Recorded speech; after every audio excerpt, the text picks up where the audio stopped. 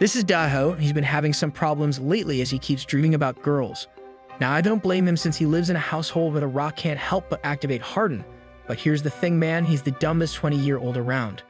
Long story short, he lives with an older sister that looks like an expert at banana tree seed extraction, but they aren't blood-related as this family took him in. Anyways, the older sister is named Mia, but she looks like a prime member candidate to have some weird sussy feelings for our boy. Apparently, the two are very close to each other, so she follows him around to go get breakfast, only to get greeted by the sight of a big whopper from the mother of the house. Now the crazy thing is that the mom married a bro straight looking like a 4 out of 10, but that's the usual in all anime, as there is always a goddess ending up with some dude looking like a super nerd combined with my precious from Lord of the Rings. Regardless, I have a weird feeling about the mom, but we learn that her name is Yune, and she's actually super nice and friendly to our boy. But she do be looking like half her age, cause Asian dunt raisin. Yume is also the sole reason why both his sisters got some crazy proportions in relation to their rice cakes and pumpkins, because they all packing on purpose like my boy John Morant. Nevertheless, Yume asks Daho to go check up on his other sister, named Suwa, as it's time for breakfast and school will start soon. And like a good boy, Daho instantly runs to go get the missing link without any hesitation, while both girls are left behind in awe of his energy. Nonetheless, our boy quickly makes it up a flight of stairs and calls for Suwa to come out, but he hears no response, so he starts knocking on her door. Eventually, he decides to open the door like a true Chad without her permission, only to find Suwa still fast asleep, but for some reason, she has an invisibility potion equipped on some of her armor. As such, our boy swiftly looks away and acts like he saw literally nothing, so he begins to cough to try and get her attention as breakfast is ready to get devoured. However, she declines by saying she isn't hungry, so she turns around and covers up whilst telling Daho to never barge into her room just like that again. We then discover that Daho has an absolute hard time with Suwa all the time, so his relationship is the exact opposite compared to Mia. Regardless, our boy comes back down and tells the goddess mommy that Suwa ain't feeling breakfast today, causing the mom to get a little bit worried for her, probably because she's worried that Suwa caught the morning sickness bug. Luckily, the old man interrupts her and tells her not to worry, since he's looking a bit frustrated as he wants to eat his double quarter pounder with cheese fish fillet already.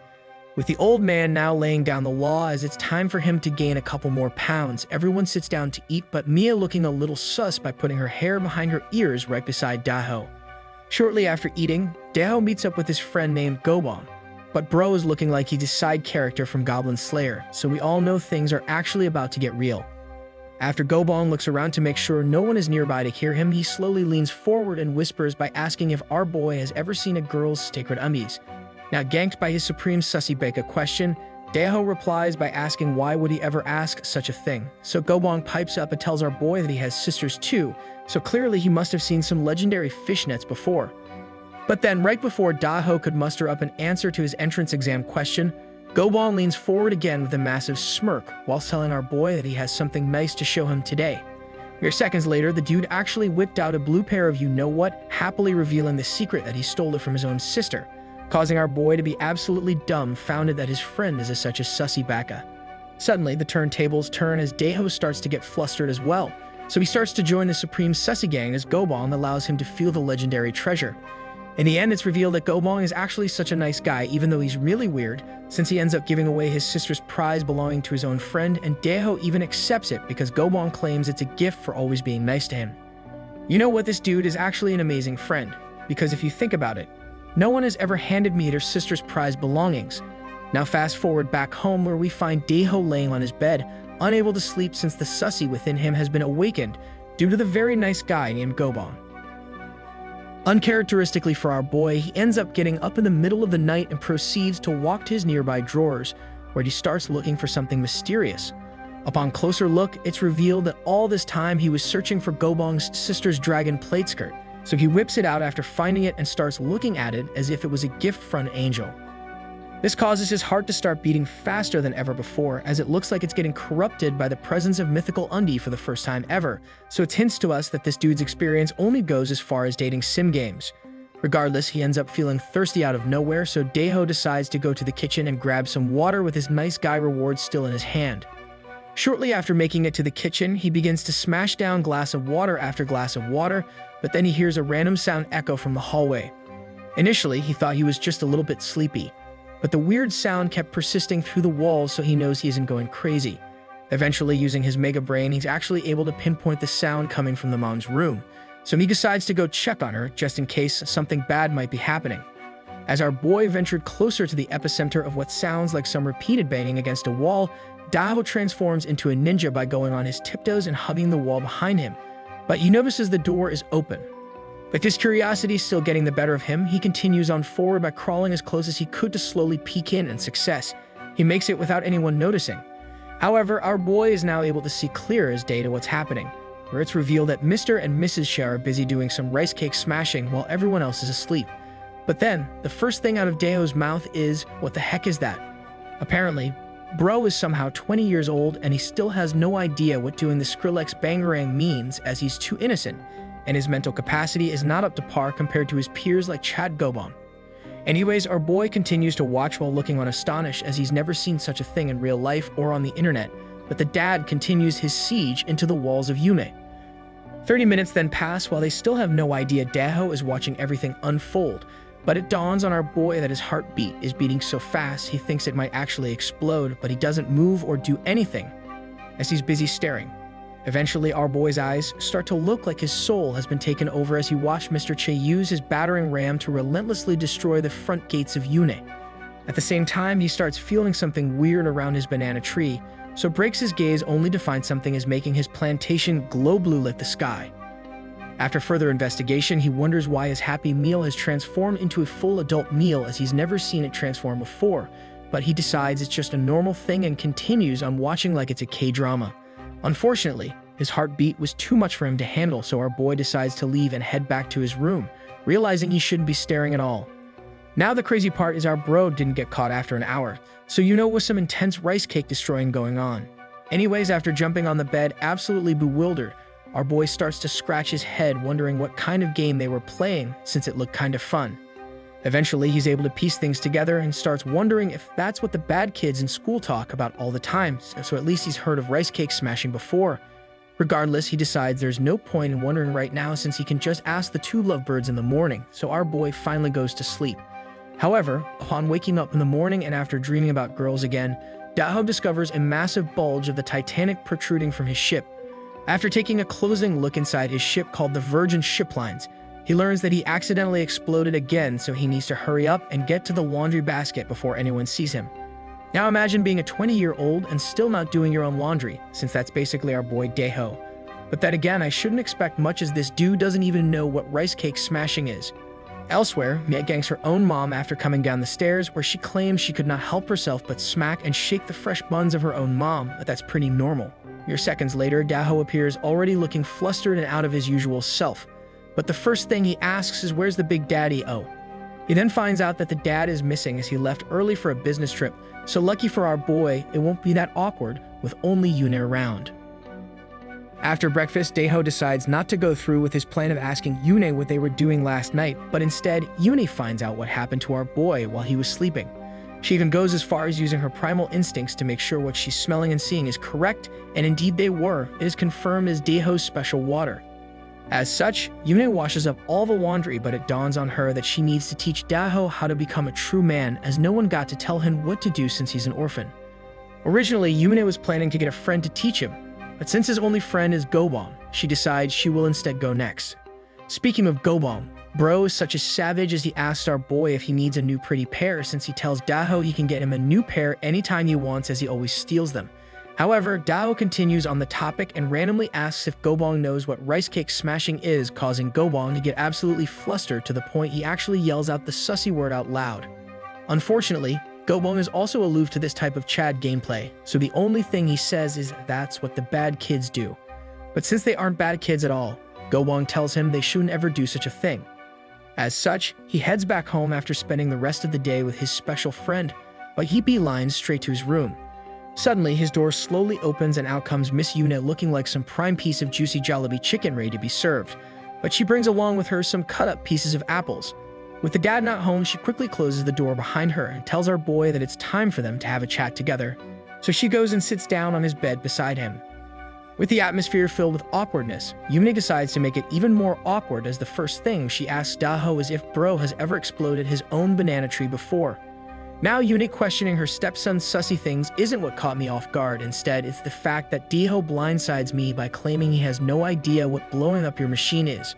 Regardless, with Davo having zero clue on how to clear his own banana seeds himself, Yuna being a nice mom says she'll go ahead and teach him how to do it as Gobong is no help, and the dad isn't here to help. As such, Yuna tells our boy that all adults must do it, or else their laundry will get stinky. So Daeho decides to accept the offer after finding out Mr. Cha does it as well. So to start off the lesson, she tells our boy to go ahead and think about any girls he likes or is super fond of. However, the catch is that the girl he's super fond of right now is the one sitting right beside him. Nevertheless, she continues the lesson by charging forward and tells Daeho the leg armor must be disarmed fully, and upon finding his hidden weapon, Yuna realizes that Bro has been hiding Little Italy all along. But since it's Mother's Day and she's the best mom ever, she tells herself that no behemoth can stop her from teaching her beloved stepson what to do, so she starts attacking like a hyena looking for some food. Luckily for our boy, her relentless attacks featuring her hands were not sufficient enough to simmer down the behemoth before her. So she decides to use backup plan number 2 to show him how it's done. Now clearly you can't drink your own Slurpee, as it's literally impossible unless you're actually Elastic Man, so she decides to hire the mouth of Yune to do the trick. This time, with the help of the mercenary called the Mouth, she's able to succeed in relieving the banana tree plantation, so our boy will no longer have a problem with his laundry. The story continues with the Sussy Nation spear headed by Yune successfully completing their mission, but Swa coincidentally passes by Daeho's room, causing her to smell something fruity and unusual. As such, she pauses for a moment and wonders if he got a new air freshener, but then she started hearing Yuna mumbling something to our boy. At the same time, our boy springs up from his bed, not realizing he's evolved into a man now, unsure of what just splurted out of his banana tree plantation, but at least his aim was perfect. It then turns out that he quickly rushed over to grab some tissues to help out Miss Cha, as he didn't even know his cannon was loaded, so he apologizes profusely. Clearly, it wasn't our boy's fault though, as this 20-year-old Chad still has no idea what happened, but Yone simply smiles and informs him that he did very well in their exercise. She then says the words some of you have been waiting all your life for by saying she's proud of him, causing our boy to be utterly shocked or relieved at the same time, as he didn't want to sour soup their relationship. Regardless, a blushing sussy Yune cuts to the chase and alerts our boy that they have finally blew his machine for the first time ever in his life, so to make sure he never has a problem with his laundry again, he needs to do it regularly by himself now. Upon hearing that he has to do the very family-friendly activity by himself now, he gets sad, but he gets consoled by Yume, where she attempts to hype himself up. She also continues by telling him that he needs to keep it a secret and to not tell anyone if he's a good boy, and if he can successfully activate Shush mode, then she will buy him any Valorant or Roblox skin of his wishes. Upon hearing that Yune wants to buy any skin of his dreams, he instantly accepts the offer as he wants to look cool for his online friends. In the end, Miss Cha thanks Daho for the lovely evening and proceeds to exit the room, since she's officially entered the same realm as the sussy mommy who's helped out his son with no arms on Reddit. After leaving his room, Swa is nowhere to be found, so she continues heading down to her room with her head held down, as she can't fathom how Daho is so innocent at his age, and there's the fact that Bro barely got any friends. Nonetheless, Miss Che gets ready for bed, but her large oppers inside the dump truck can be heard squeaking from a mile away, unable to believe Daho was hiding the largest chalupa supreme she's ever seen. Fast forward to the next morning, get greeted by Mia finding out from her mom that her dad is going to be missing for today, so it sounds like the sus flag is about to rise up. Nonetheless, our boy walks into the kitchen to grab some breakfast as well, but as soon as he enters and says good morning, Yune turns around and gets flustered. She then tells herself how awkward she feels, so it looks like Daho got that unspoken and innocent riz. After eating breakfast of champions, Bro heads over to his room to lay down and think about last night, but then he remembered how he caught Mr. and Miss Cha in action. He then wonders what they were doing, as what Miss Cha did with him last night was totally different. Suddenly, it occurred to him that those two were probably doing the forbidden body-bending jutsu that only bad kids do, but once realizing it, his Geodude activated Rock Slide. But since he knows what to do now to relieve his mathematical problem, he cracks open the door to Miss Cha. Upon entering her room with no Mr. Cha around, Daho starts trembling and informs her that he doesn't know what to do, as he tried to activate his rocket ship for 1 second to no avail. Luckily for him though, Yune orders him to lay down and tells him that it's okay, as the best parent is ready to solve his problems for him, so calls upon her Slurpee powers. And within mere seconds, the third leg, the banana tree plantation of Daeho, gets ravaged by Yune's specialized skills, as she's a veteran in this field with more than 69 years of experience. However, it's revealed that Daeho is somehow some kind of gifted monster, as Bro held his own throughout the entire ordeal. So Yune stops and realizes she needs to level up. As such, she activates her invisible top powers and shows off her fresh glazed donuts, causing our boy to be totally confused, but he likes what he's seeing. The sussy turntables then turn even more as Chef Yuna questions Daeho about her fresh glazed donuts from Krispy Kreme, asking him if he would like to feel the texture fresh out of the oven. Initially, Bro hesitates as he can't believe his luck this week. First he fixed his laundry issue, then he got free skins, and now he gets his first ever experience with chocolate pillows. So of course he takes upon the new offer and proceeds to gank the mountains in front of him, but Yune is having second thoughts. Clearly actions speak louder than words as Yune allows everything to head to the next level up, so she allows our boy to continue on with his turn, acting as if everything is totally normal in this household. Of course, Daeho is now too busy attempting to play Legos all night long as he kept tinkering with the available playground in front of him as if he's hit the jackpot. Eventually, Yune orders him to lay down to avoid cover fire, and so he does so, but Mischa levels up the playing field by pulling him close and tugging upon his rope. Furthermore, as she plays tug-of-war with him, Yuna pulls out a secret move by staring directly into his soul like she's some kind of demon queen from those reincarnated anime. Regardless, her flawless plan comes to fruition as Daeho could not hold back his horse from charging forward to the finish line. So he ends up showering his target with nutritious whey protein. With the intense and close race now finished, Daeho heads back to sleep as everything is now complete on his end, but Mischief takes a moment to clean up the battle arena and thinks to herself that it all should be fine now. However, just as she was about to get ready to go to sleep again, Daeho comes barging back into her room, totally exhausted and out of breath. It then turns out that the reason why he rushed over here again is because he can't sleep due to a second cameo of The Rock bothering him, as he's back like Batman as he needs Robin's assistance to complete his new mission. Of course, like a true loving and good-natured Robin, she can't refuse anyone in her household needing help, so she quickly goes to work as it hurts her soul whenever someone is hurting inside. This time, however, no matter how hard Yune tries to explode the volcano, Bro's colossal titan refuses to cool down or be defeated, so she whispers to him and asks if there's anything else he would like to try. Upon hearing her very nice and suggestive question, his face lights up instantly as he can't believe what he's hearing, as Bro is now entering no man's land. Unfortunately, just as I thought things were about to exceed Daeho's expectations, this boy lets us all down by claiming that he just wants to taste the top of the mountain using his brand new powerful licky tongue he caught in the wild. As such, Bro relentlessly tasted all types of candy from Yune, causing some very loud and weird sounds to emanate from the bottom floor of their house. Luckily for these two though, Mia is still fast asleep at the top floor with no care in the world as she's a deep sleeper like me. Eventually, things escalate like the district principal showing up in your hallway as Yuna has had enough with Bro trying to get some milk. Instead, she allows his banana tree to rest alongside her front gates. However, Yune is having second thoughts again as she knows she's entered the pervy sage land of no return. But again, she says nothing and allows everything to unfold before her. Eventually though, right before she thought she was about to lose it all, a warm, steady stream of fruity juice randomly said hello to her from behind.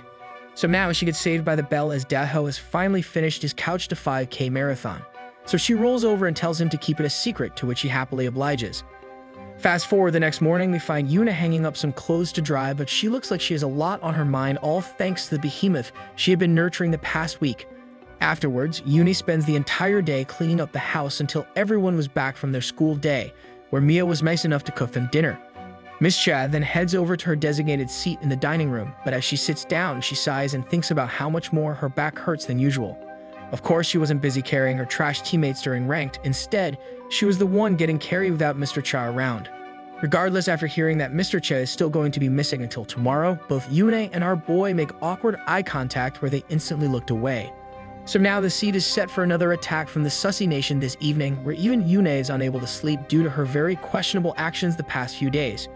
But then, just as she was busy thinking about how she hoped Daeho was sleeping well tonight, Fate decided to intervene as her door slowly opened with a mysterious man slowly creeping in.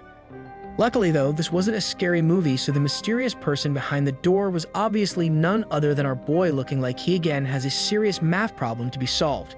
So now we all know what's going to happen, as this has been on repeat multiple times the past few days, but tonight seems like something feels different about the air.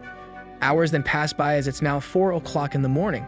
But there's a problem. Daeho still has not gone back to his room. And just as I suspected, things escalated to the point where Daeho began playing Osu on max difficulty from down under the sea, but I thought Bro was super innocent.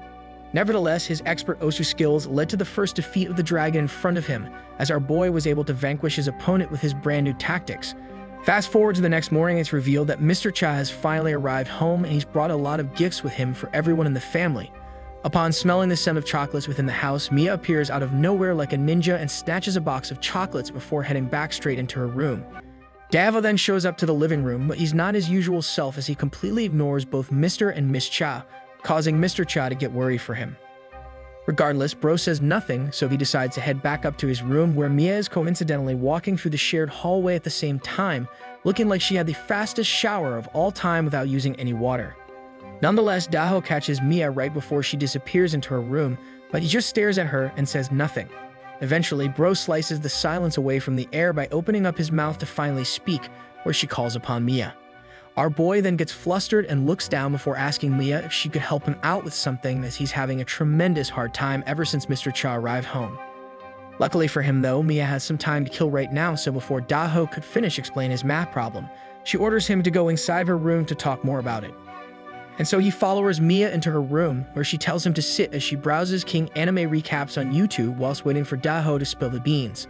Eventually, Daho drops the bomb by straight up asking Mia if she could help his machine be unclogged, causing her to be absolutely dumbfounded as she just can't believe her ears. Elsewhere, down in the kitchen, whilst Daho activates his sussy jutsu in Mia's room, we find Yume looking a little bit sad and worried, knowing that her boy would never visit her at night anymore with Mr. Cha back. She then tries her best to stop thinking about her sussy actions with him, so to busy her mind with other things, she disappointedly tends to her husband with some fresh honey tea.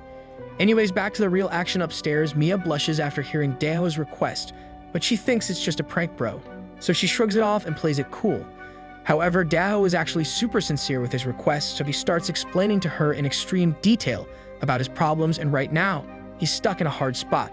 Surprisingly though, the sussy turntables turn as Mia agrees to his request of our boy wanting Mia to lay down, because that's all he needs right now. As such, the new arc begins as Daho springs into actions, all thanks to Mia accepting his wild request, due to her being the best sister ever.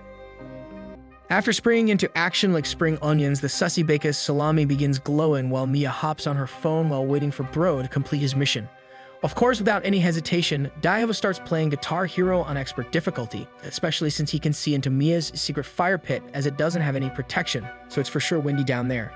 Regardless, Mia begins furiously tapping on her screen to distract her from what's actually happening, but she starts thinking that this is all Gobong's fault. Suddenly, just a few seconds into Daho going bang-a-rang like my boy Skrillex, Bro ends up grabbing a handful of the prime pancakes in front of him, catching Mia by surprise. However, the true severity of the Fire Nation overtaking this family can be clearly seen when Mia allows the entire ordeal to happen, even with the sussy turntables turning even more than she suspected. Eventually, Mia loses the power level battle when Daho decides to attack the fresh papaya in front of him, causing Mia to finally turn around and ask what the heck Bro is doing. Unfortunately, turning around was a giant mistake for Mia, since she ended up witnessing the surprise dragon Daho has awakened, causing her to quickly look away.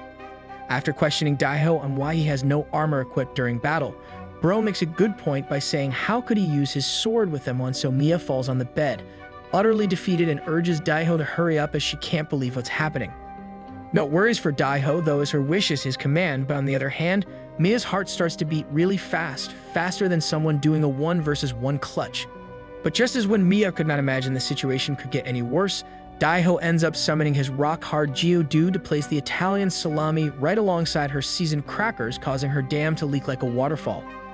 Now, I didn't know Daho had this in him, but he levels up the experience he had with Yune before by proceeding to go on a scenic bike ride with Mia, and the rest was just history. But during the bike ride of the century for Daho, we start hearing loud sounds come from the top floor, so it's a good thing everyone else is a deep sleeper in the house. Nevertheless, Mia trembles from the earthquake slamming in, but this is actually super okay, right guys? Since Mia is technically from the water tribe, while this demon of a boy is secretly an overpowered bloodbender. Fast forward to the end of the battle, where Daho vigorously used his banana fruit non-stop, Bro ends up exploding, causing Mia to scold him, where she explains what the heck just happened. Upon learning that he wasn't just prepping his banana to be ripe, but he accidentally placed ranch deep inside her hidden valley, Daho freaks out as he never intended to do so, as he thought only bad people do that. His reaction causes her to call him stupid while fully face-palming, and to be fair, he really do be stupid, as there is no dumber anime character around, but maybe he's actually genius. Regardless, Mia kicks him out her room even though she should have done that from the beginning, so Yahello runs back to his room totally upset that he didn't know he was clapping when he just wanted to do what Yuna told him to do. As such, Bro started sulking in his pillow as he always wanted to say his special experience when he gets married, but now it's all over and the only thing he can do is join the Sussy Beka gang. After hitting the subscribe button and joining the elite gang, Bro lifts his face from his pillow as it sinks into his realization that he might have to marry Mia-chan now that he used his banana tree plantation effectively. Nevertheless, he doesn't really regret using the jumbo pickle since it actually felt pretty nice, and it's something he never really expected to happen.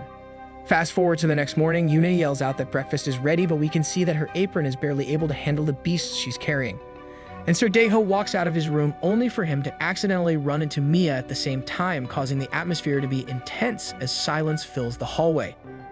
Ultimately, Daeho succumbs to the pressure of the awkwardness, so he tries to first run downstairs only for him to get kapowed by a quick 1-2 from Mia.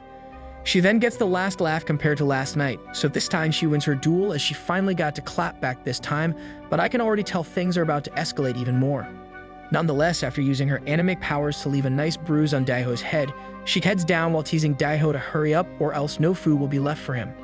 However, he stands watch by the balcony as Bro still doesn't know what to do or if he's already in the clear for what happened last night, so he's hoping for the best.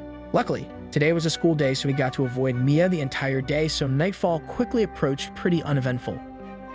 I spoke too soon though, since the first thing Daeho does upon arriving home is to quickly rush up the stairs to visit Mia's room.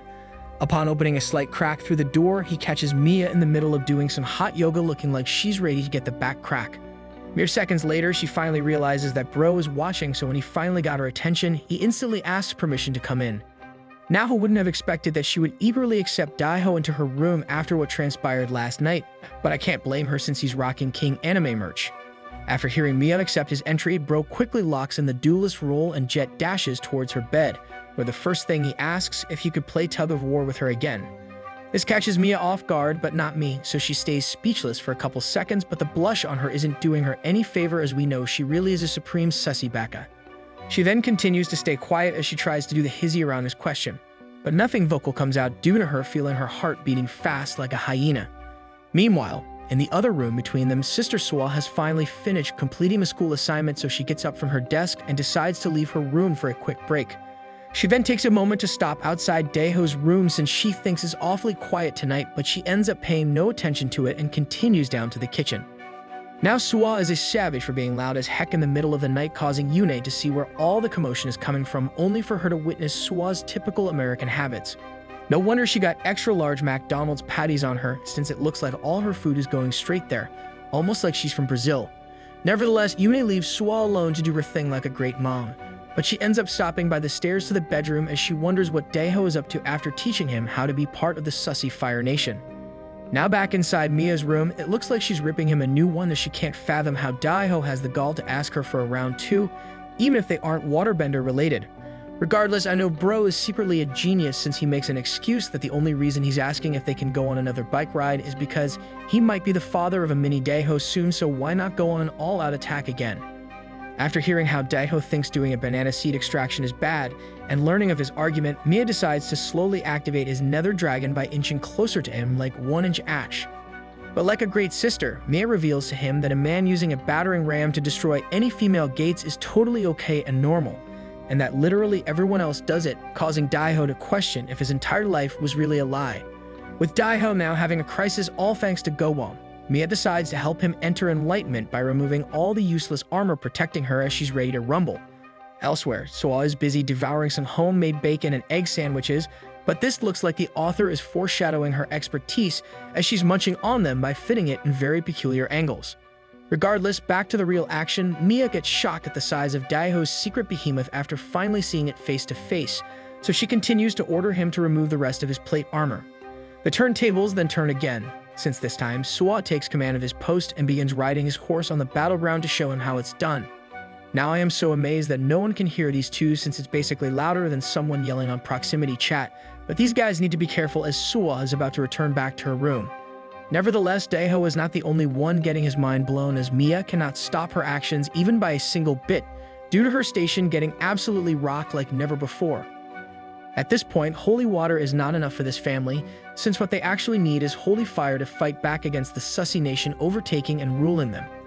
In the end, Daiho's ripe banana explodes, giving her a fresh banana milkshake, so now it's the cue for him to leave the room. Upon leaving the room and closing the door, Bro starts to sweat after seeing Suo's door is open, so he sneaks back while remembering that he promised not to tell anyone what happened. Unfortunately for him though, just as he thought the coast was clear, Suo ganks him from behind, causing him to start suspiciously defending himself as to why he's coming out of Mia's room. However, Suo is still as cold as ever, so she just orders him to move out of his way whilst telling him that she doesn't care at all, relieving Daiho of some stress. Bro then collapses to the ground after Suo slams the door behind her, still not capable of believing what's happening, and super happy at the same time he got to dip his taco. With the very eventful night ending, the sun rises up, and I wouldn't be surprised if his banana tree plantation did as well. Nonetheless, Mia is the last one to leave their room, but she looks super tired and frustrated because she couldn't sleep after what happened last night. She even woke up before Suo, who's always late to school since she always sleeps through the morning, but today is totally different. A hearty breakfast is then served, so everyone goes to town except Suo, since she keeps sneaking glances at Daiho thinking that he's the only one that can help her sussy problem. And while trying to eat some nice fluffy Asian rice, she seems shaken to her core when she thinks to herself that she can't believe she's now craving the jumbo Costco hot dog no mustard from Daiho. Nevertheless, everyone finishes up their meals, so they start leaving to do their thing one by one, including Suo, whose shorts look like they are about to burst from the plump bakery it's holding in. With Suo now out and her dad already taking the car to go to work, Mia looks like she's up to no good as she watches both of them leave, looking like she's got something planned. But her plan will only work if she can somehow convince Yune to leave the house, so she tries her hardest to make up an excuse as to why her mom needs to go buy fruits so she has time alone with Daiho. Success. Her plan works as she somehow convinces Yune to go buy some T-bone steak for the family, but we all know she's trying to T-bone something else. Now with everyone gone except her true target, she instantly swaps into a dress looking like she's about to Hiroshima Daiho's town. But much to her dismay, just as she was about to knock on Daiho's door, Bro came flying out looking like he's named Ash, and he's ready to catch them all. It turns out that Mia's target has other plans for today, where Daiho tells her that he's going out to play with the infamous Gobon. It was at this very moment she knew she screwed up, as Daiho was about to leave for Gobon, meaning she won't get Gobange tonight. As such, Daiho got on his red bike and sped off to meet up with his true bro, leaving Mia totally frustrated, but at least he mentioned he thought Mia looked fire today.